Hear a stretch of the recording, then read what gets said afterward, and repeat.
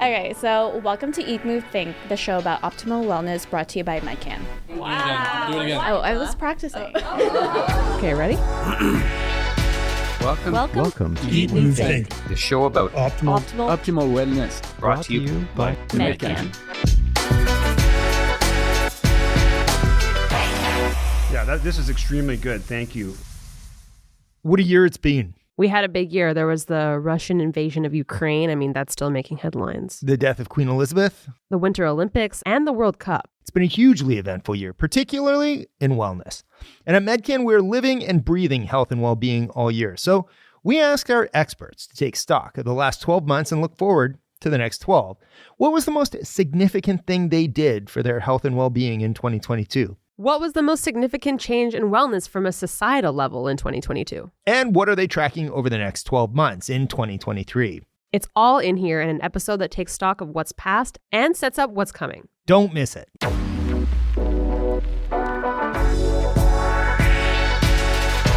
I'm Jazz. I'm Chris. We're the producers of Eat, Move, Think. In this episode, we have such Eat, Move, Think experts as Medcan CEO Shaun Francis. We've got Chief Medical Officer Dr. Peter Nord and recurring guest hosts like our Move host Dr. Andrew Miners. And Eat host Leslie Beck.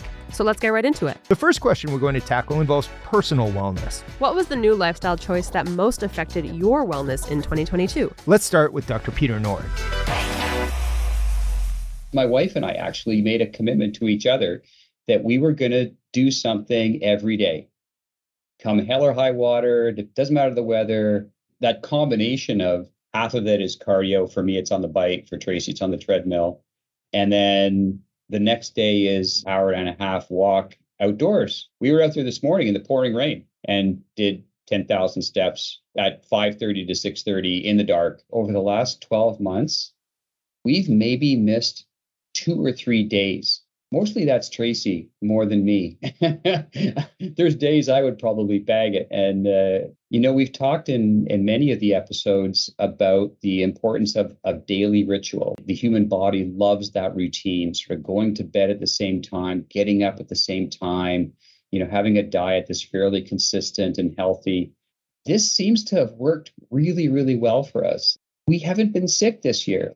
Neither of us. That helps. Plus, just having the energy to get through the day and sleep quality. I love the idea of Dr. Peter Nord at 5:30 a.m.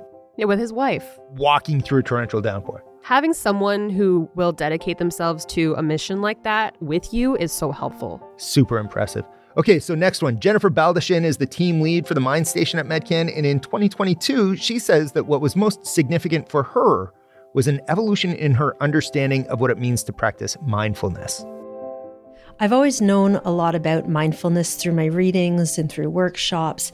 Over the past year, though, I understand that mindfulness is actually a practice, which means you have to practice it every day, but also that you have to practice it throughout the day. So what that means for me is that when I'm having a shower in the morning, instead of thinking about what am I going to wear today, or how much time do I have before I go to work, I think about the temperature of the water and how it hits my muscles and how to relax the muscles that feel tight. I smell the shampoo, I smell the soap, and I'm actually experiencing the shower. Jennifer says that more focus on mindfulness helps her control her thinking patterns, so she worries less, and that is associated with better blood pressure. So that's pretty cool. When you have a busy family, when you have work responsibilities, when you have aging parents, instead of worrying about those things that are out of your control, you can then reframe and say, what do I have to do today to make today a good day? That's great, but that's not all. Jennifer also says her evolved understanding of mindfulness also helps her workouts. I do training here at Medcan. My trainer, Justin Moe, is awesome, and he understands the concept of mindfulness, and I'll be doing weight training with him, and he'll say to me, you're not paying attention. What are you thinking about? And I'm thinking, this is heavy. I'm getting tired. How many more reps do we have to do? And he says, no, you're not paying attention. You need to pay attention to, are my arms straight? Is your core tight? Are you breathing properly? And as soon as I start to reframe and think about what's happening right here, right now, then yeah, it still feels heavy, but I can do it. Because my concept of I'm tired, this is heavy, is not overtaking what I'm actually doing, and I can actually get it done. Okay, up next, we have our EAT host, Leslie Beck. She's Medcan's Director of Food and Nutrition, and she says her own personal significant wellness trend in 2022 involved a new focus on restful slumber. So one thing I've really been working on this year is improving my sleep. We know that proper sleep is a pillar of good health. And in the short term, missing sleep impacts your mood, your memory, your concentration, and your productivity.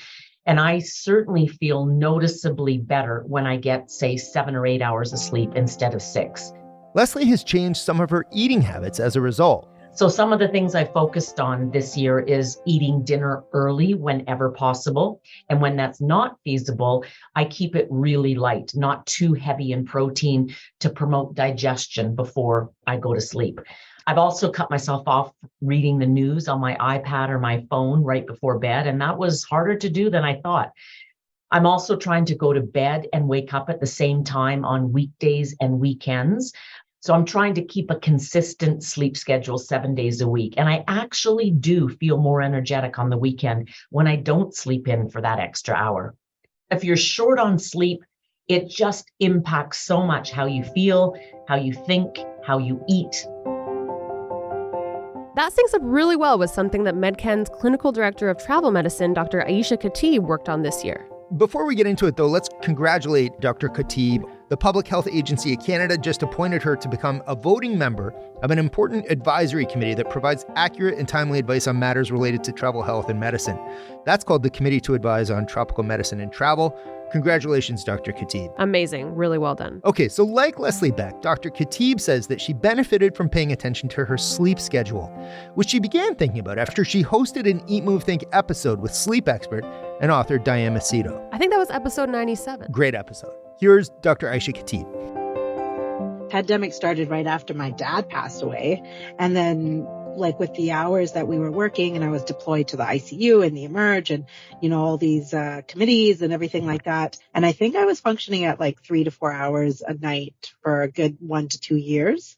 And I think that really caught up with just like mental load capacity and even physically. Personally, I gained a lot of weight and I probably think it was related to a lack of sleep and the stress levels. So that's something I've been focusing on, trying to get my hours of sleep in, be consistent with my exercise routines and putting that as a priority because the work is always going to be there. And so kind of trying to emphasize that and build it into a routine, which is not easy to do when things are so out of whack routine wise, right?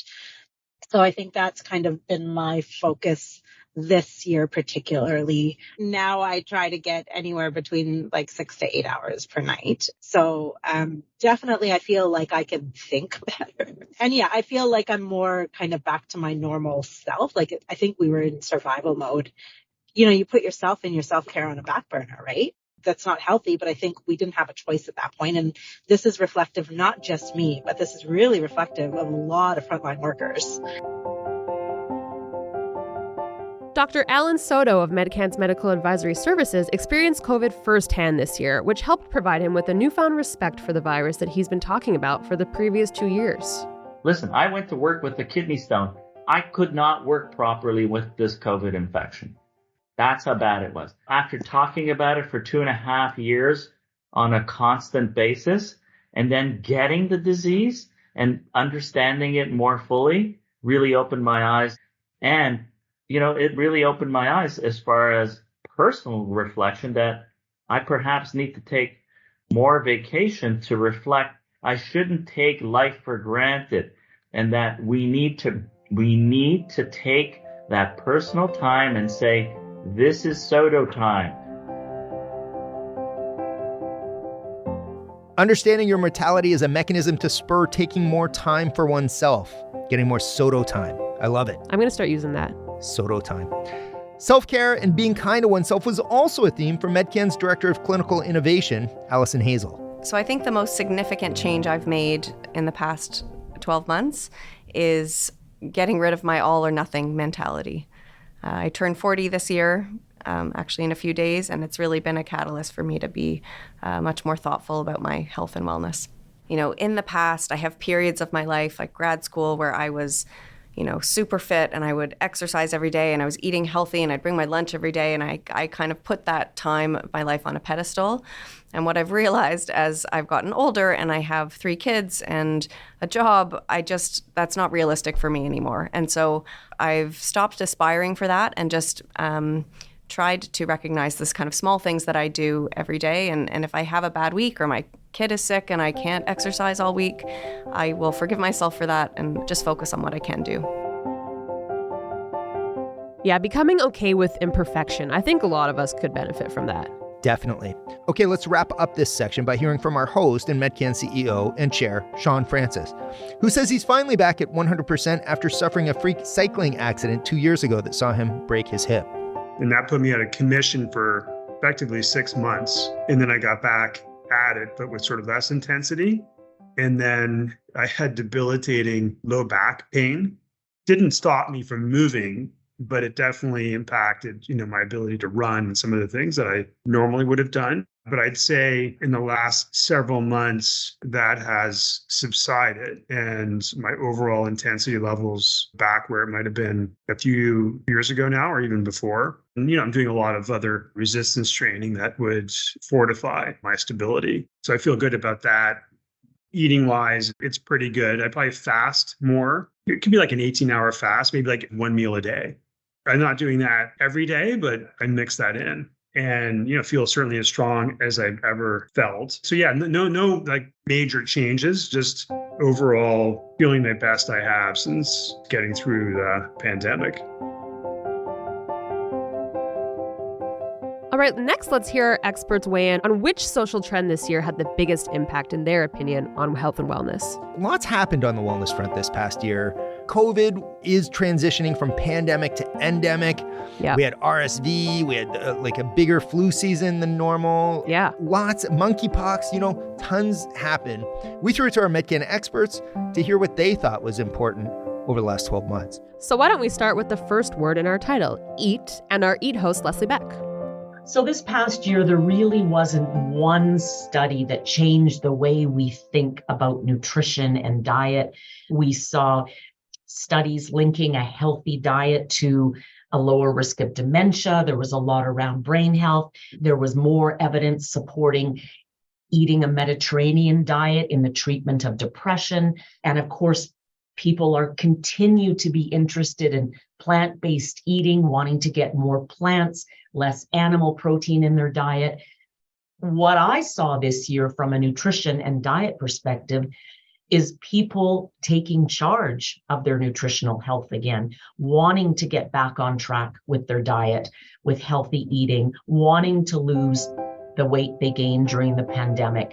Our Move expert, Dr. Andrew Miners, runs the fitness program among other areas of Medcan and speaks about the year in wellness from that perspective. My perception of things that have changed in the last 12 months in terms of health and wellness is that I think everybody was so focused on not getting COVID or how bad it was going to be if they got COVID or washing hands and mask use. And it was this overwhelming emphasis on not getting sick.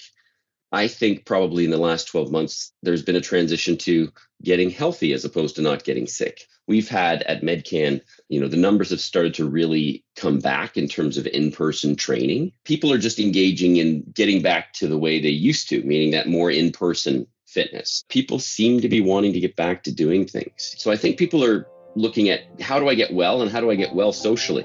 I think people are looking for that human interaction, especially around fitness.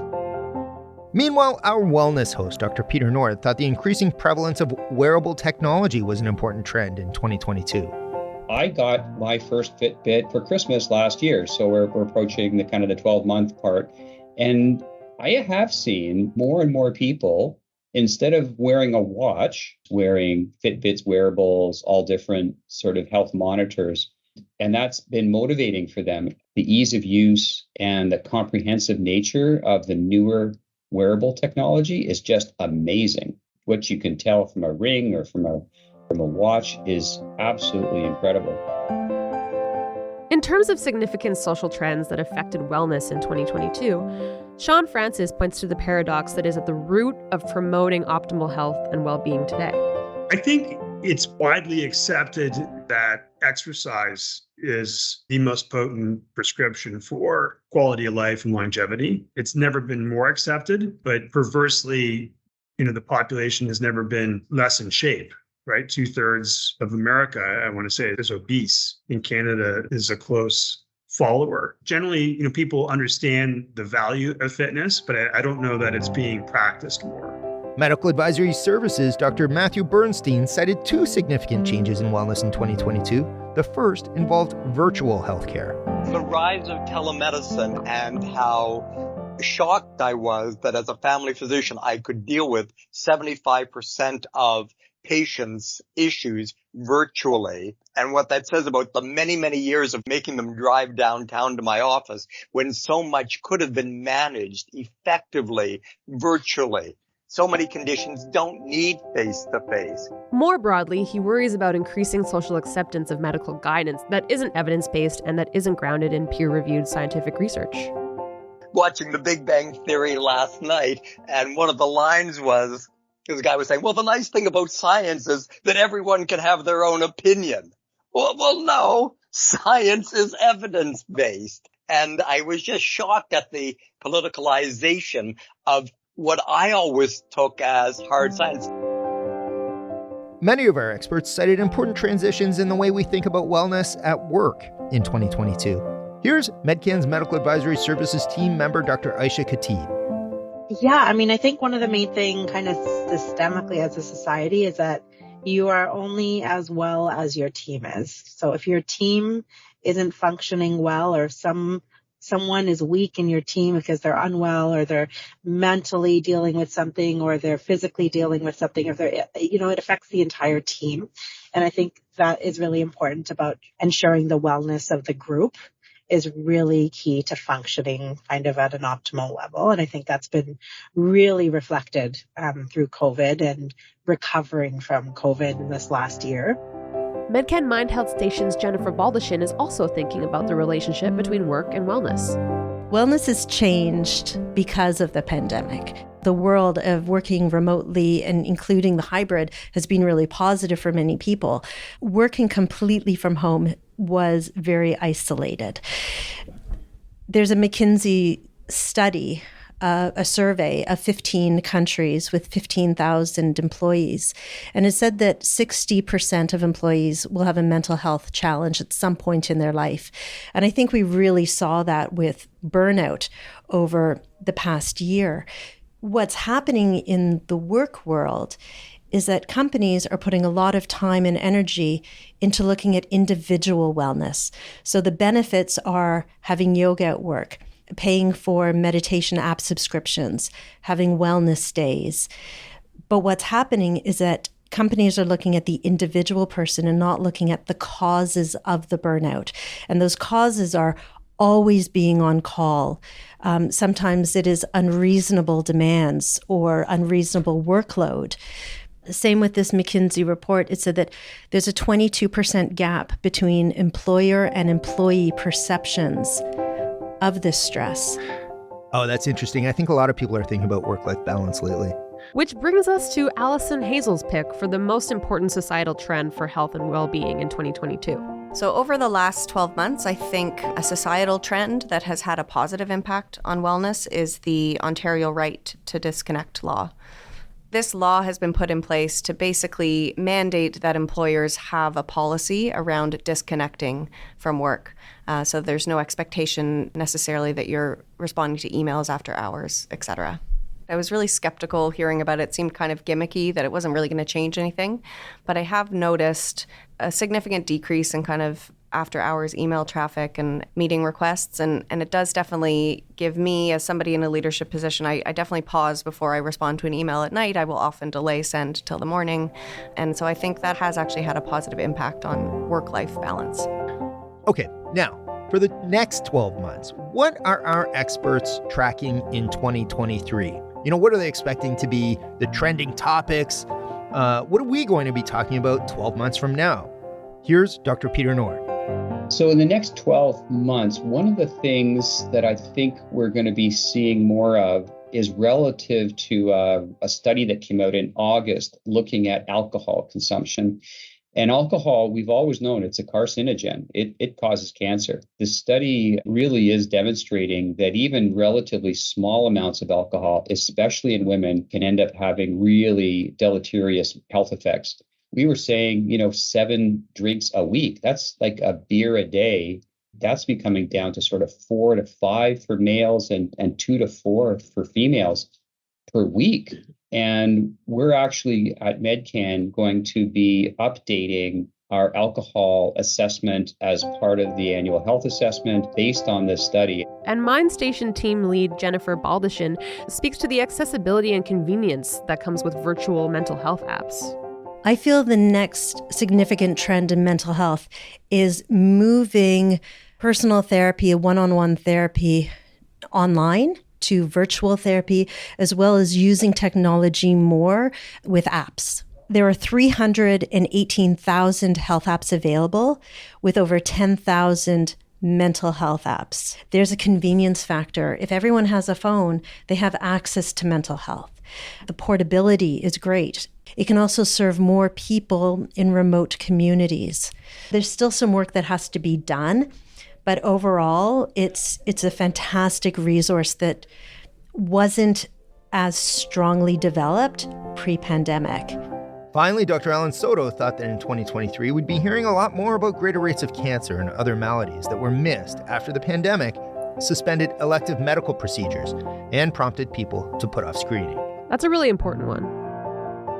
We are seeing way more cancers and way more diseases that were left because they weren't properly screened during the pandemic, that it boggles my mind. So looking forward, cancer is number one. We're going to see a way bigger surge in cancer morbidity and mortality because they're being diagnosed later. And that's clearly evident in breast cancer and colon cancer. That's a good segue to something Director of Clinical Innovation Allison Hazel is tracking, liquid biopsy for early cancer detection.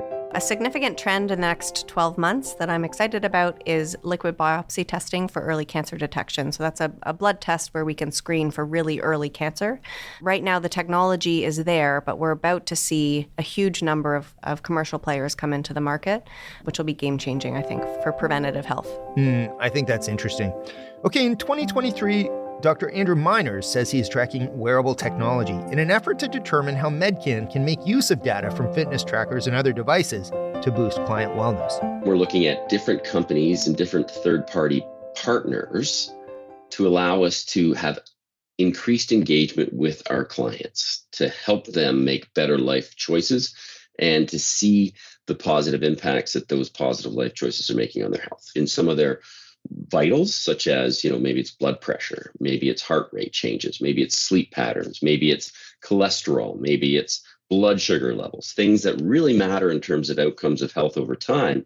How can we give our clients at Medcan better insight into those health metrics year over year, outside of simply having a paper chart? Actually, Dr. Andrew Miners hosted an Eat, Move, Think episode about wearables. Yes, that's episode 131, and it's about how wearable technology is affecting healthcare and the way we manage our optimal wellness today. Yeah, interesting. That was a good one, yeah. Okay, so let's leave the last word from this episode to the Medcan CEO, Shaun Francis. Aging is a disease, and it's in effect your biggest risk factor. And the only way to slow down your aging, there's still no pill, though I'm following metformin closely. The only way we know is to not be obese, and frankly, quite the opposite, be incredibly in shape, which means eat well and Mediterranean style and work out vigorously. Focus on your VO2 max, focus on your resistance training, and sleep. Get your, on average, 7 hours for most people. That seems like a great note to close out this episode. It's a good summation of what Eat, Move, Think is all about. Jazz, what are you thinking about as we close out the year in wellness? My social media cleanse this year really opened my eyes to my habits in terms of using just my phone and screens in general. So I've really cut down on that this year, and I've noticed a significant difference in the way my relationships are going and how I handle workload, everything. It's helped me big time. How about you, Chris? I think something similar. My 8-year-old told me that I'm spending too much time looking at my phone and checking email when I'm supposed to be talking to him. And so Jennifer Baldachin talked about mindfulness. I think I have to focus on my mindfulness and kind of staying off screens and living in the present moment to be here for the people who love me.